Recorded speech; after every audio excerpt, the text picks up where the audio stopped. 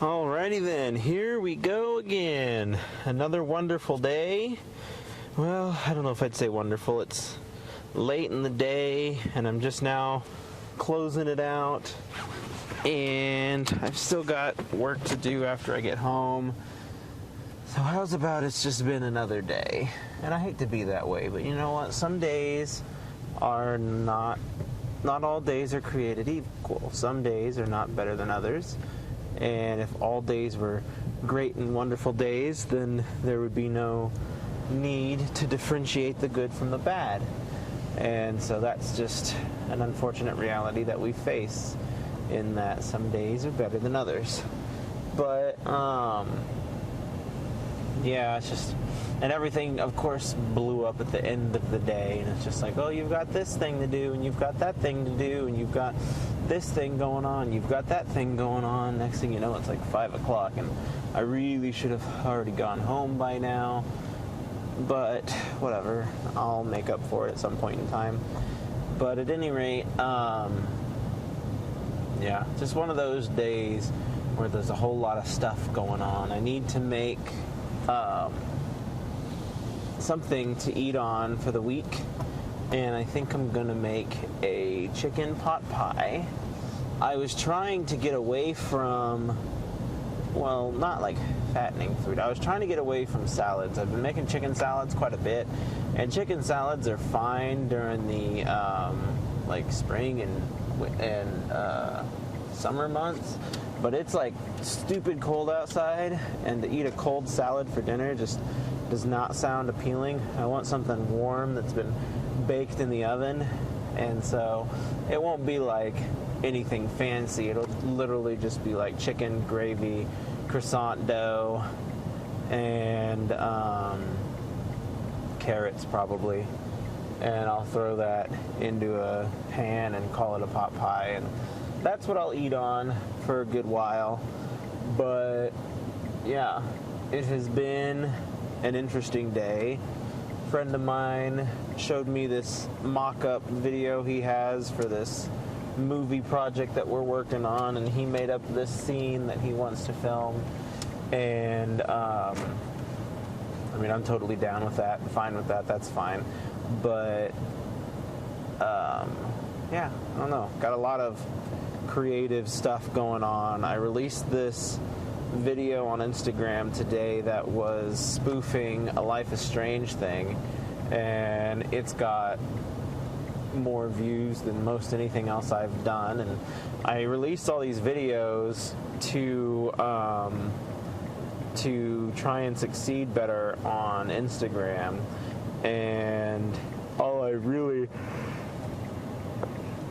succeeded at doing is just like, I guess I've succeeded more so than I have historically, but nothing like exponential or huge. It's just been kind of steady growth. I don't even know if steady growth is the right word for it. I think part of the problem is I'm just over this month, and I keep going back to being paid monthly and how much I absolutely hate it. And like, I walked into this month not wanting to spend a whole lot of money, and so now I've just continually not spent money, and it's like I've made it this far not spending anything, and so I can make it a little bit further. It's not even like a week away at this point. This is my next payday, but like that's part of the thing, is like I was supposed to be paying to promote these videos to try and help. Oh God, leaving at 5 o'clock was a bad idea. I was supposed to be paying to help promote these videos, and that's like another thing, is like it feels like pay to win, but like I'm not even winning, and so it's like, is it even worth paying at that point? Like, I'm not winning for paying all these prices for all this stuff, and it just feels like paying to pay at this point. And I've kind of said that already in another video, but it's just like, that's what I feel like is the next step. Like, I should start promoting the content again, but I don't know that that's really the best way to do it either. someone was talking about that, like with YouTube ads, and they were like, yeah, but how often do you follow a YouTube ad and actually follow the person who's advertising on it? And like chances are like slim to none. But to the same end, like with Instagram, it's a little different. I have followed an Instagram ad before. Usually it's music, and like someone will make an ad of like them just playing a song or whatever, and I'll see it and I'll like the song, so I'll go follow the person. And so I don't know that Instagram ads and YouTube ads are one and the same. YouTube ads are usually very obviously YouTube ads, and you can tell right off the gate that you're being advertised for something, where Instagram ads are almost just another part of your what do they call that? Of your page. And so you're going through your page looking at the people that you normally follow, and this person pops up that you might be interested in, and you're like, whoa, this person, I don't remember following them. And then you dig a little deeper and you figure out that you don't follow them, but they make this content that you find to be entertaining, fun, or whatever, and so you then start following them. And so I do think the nature of the advertisement is a bit different on Instagram than it is on YouTube. And so I feel like it's a more valuable tool. I've got 2 like good followers from advertisements before, and they interact with me, and they have interacted with the content since the day I advertised to them or whatever. And so I think there is good that comes from it, but like you shouldn't use it as a crutch either. Like if you're only gaining followers through advertisements, then like eventually you're not going to get anywhere. And like that's the other thing, like I've had plenty of videos where I've run ads on them, and then they'll get like 2,000 views, and then it's just like, oh, that's the end of that. You got your 2,000 views and like nothing else for it. And it's just an underwhelming process and overwhelmingly upsetting. And like that's the other thing, like I feel like I'm using all these like quality cameras and devices and stuff, but I feel like my videos never turn out looking as good as like other people's videos do. And it's like, what am I missing here? Like, what do I not get about this entire process that's just not working for me? And so I don't know, I feel like if anybody watches these videos, I am a constant waxing and waning person where I'm like, oh my gosh, I'm so excited for social media growth, and the next minute I'm like, this sucks, I hate it. And like maybe it's just like the overall summary of the day, it's not been a great day, so like trying to look at my social media growth on a positive light doesn't feel like something worth doing. And like I really wish that I had like a candid conversation with someone who's not like super popular, but someone who's like getting to be popular. And like I don't even know that I want a candid conversation, because I don't know that I would trust the information. I want like to look at their growth and to understand it through and through. Like, how many of these people just went out and bought followers? Like, that's a thing that people do. They go out and buy followers. And so it's like, how many of these people are getting all these views or getting all these getting all this attention just because they went out and bought the attention? Ooh, there's a nasty accident coming up here. But in addition to that, woo-wee, that's gross looking. I shouldn't film anything. I was going to say I should show you guys that, but that's personal. At any rate, so yeah, it's just a whole lot of stuff that goes into that, and like it feels like a waste of time and energy and all of that good stuff just so that I can try and succeed on social media, which I'm not convinced is even the right route for me. And so that's kind of where my mind is right now, just sorting through the mess, trying to figure out what I can do with what I've got going on, and hoping that if nothing else, something comes out of all of this, and that I can say that I did all of this and actually improved for it. I got some information back regarding the animation project that I've been working on. They finally got numbers in for the actual animation, which finally, that's taken a very long time for them to get me anything on that. I have a feeling like, and I feel like this is modest, but I have a feeling they're probably going to ask for like 1,000 a minute. And 1,000 a minute's not completely unreasonable for an independent animation project, especially depending on what kind of animation they're making. But obviously, like, I wanted to do a 10-minute sampling, and that's probably not going to work, so it's probably going to have to be a 5-minute sampling at that point, which is still better than nothing, but it's just one thing after the other. No matter how... Oh, I'm tired or something. No matter how financially successful or good I am doing, it still never feels like enough to be able to actually pursue my dreams in life. And that's honestly a very disheartening and disappointing thing to come to terms with. And so hopefully, I keep wanting to go back to Compression Man because it's the cheaper option of all the animation projects that I have thought to do. And like, it's at least a start. And if I start getting popular for it, great. And if I don't, great. But so I think that's what I might do when it's all said and done, after the dust settles with this healers thing. And I should absolutely try and pitch it and make it a thing. Like, I'm not going to give up on it. But I also, like, pitching an animation is not exactly what I signed up for. I wanted to make an animation and let it and the content speak for itself. But I can't do that now, so I will just play it by ear, I guess, and see what comes out of the project, see what they provide me with, and hope that it's something that I can work with. And, like, there's so many gatekeepers in the world of, like, actually publishing or producing material that it's just immediately very disheartening when they're like, oh, we'll make you a pitch package. And I was like, great, like, that doesn't do me very much good, though. Like, yay, I can officially pitch this, but I still have to put a stupid amount of work and effort into even finding someone who's going to listen to the pitch.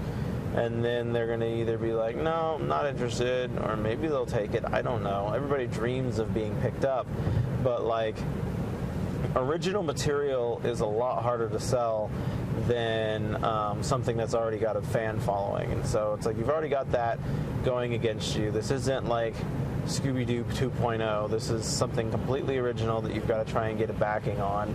And it's going to be difficult to do that.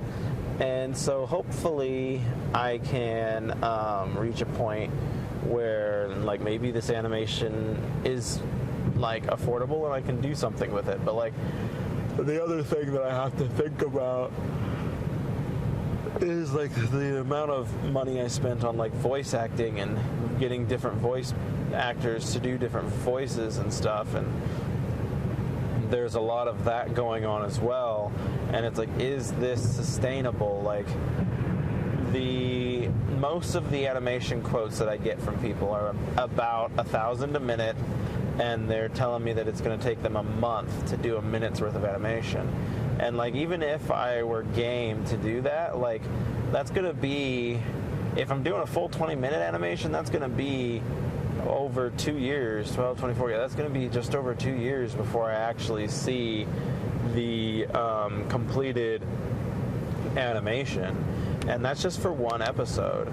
And so that's why I think about, like, doing Compression Man, because it was technically an animatic. It was simplified, cheaper than $1,000 a minute, and I could probably, depending on the person doing the work, I could probably get maybe 2 minutes a month out of them, if not longer. And so hopefully I can maybe rest at that point in time and find a consistent goal. And those were 5-minute episodes, so I could get a lot more bang for my buck out of them. And so we'll see what the future holds, what my goals entail, but I have a strong feeling that's where that's going to end up going. And I haven't reached out to my animator for Compression Man in a while, and I feel like the last couple times I've reached out, I've ghosted them and not actually ever picked up the project again. And I feel like the last time I looked them up on Fiverr, they weren't even using like the same Fiverr name they were using before, so they may not even still do animation.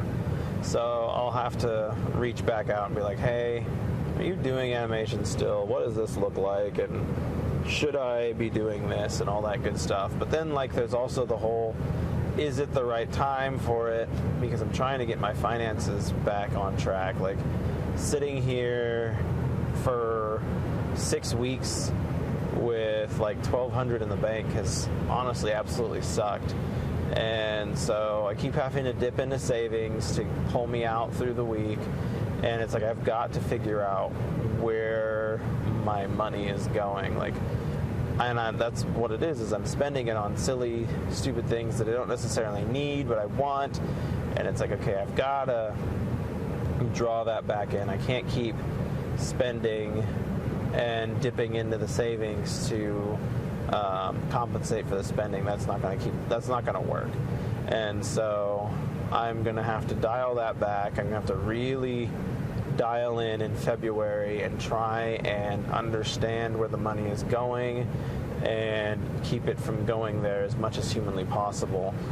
And like, it's just weird because I'm making more now than I've ever made before, but I'm spending more now than I've ever spent before. And like a lot of the times I cannot figure out where it's going. And so like this month I had the $700 payment go for the pitch deck, which I think that was the big sink at this point in time, because if I look at how much I've had to borrow from savings, it's about that much. And so it's like I keep doing these huge payouts and then having to dip back in the savings later on in the month and then try and course correct throughout the months as well, and it's just not working as well like this. And I keep blaming it on the whole monthly, and I really do think like there's something to be said about that, especially now, because like I didn't get paid until I got paid the Monday or the Friday before Christmas or whatever, and now I'm, like I said, gonna have to go 6 weeks before I get paid again, and that is rough there. And like I'm talking to other people about it, so I'm not like isolated in this problem. Like everybody's like, no, getting paid monthly is stupid. And so I'm at least not alone in the matter, but like I'm good enough with my money and my finances that I should not be completely blindsided by this. And then like I have a friend who is like wanting to do all these fun things, and I like doing fun things too, but I can't keep like just blindly throwing hundreds of dollars away at all these things. And it's like, ugh, like, nah, I really like.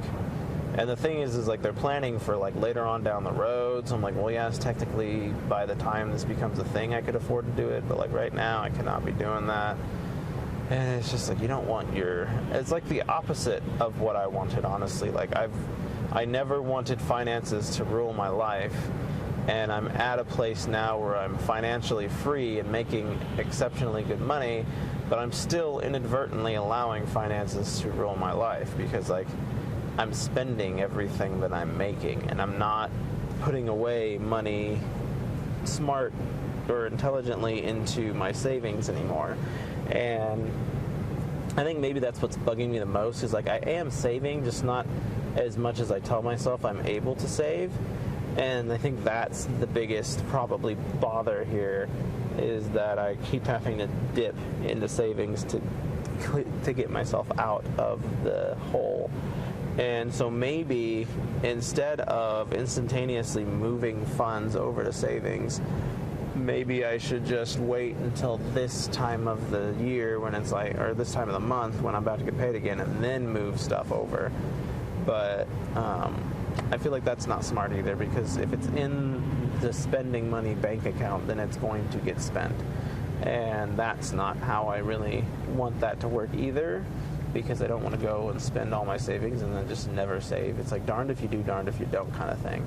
I just need to wrap up and get a better grip on the money that I'm tossing out. I've been throwing out $500 a month on something else too, and so like that's been. But between that and the 700, like 8, 9, 10, 11, 12, that's like 1,200 that I just spent on 2 things. So like that's 1,200 I would have back if I weren't doing that every month. So hopefully get to a point, the 500 will hopefully end in March. I'll be able to write that off and be done with that.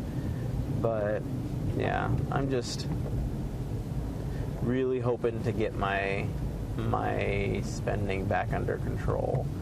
And that's what, when I planned my finances out for the month, and I planned it out through May, because May is my birthday and I want to be able to spend money in May and not have to care really at all. And so with that being said, I'm hoping that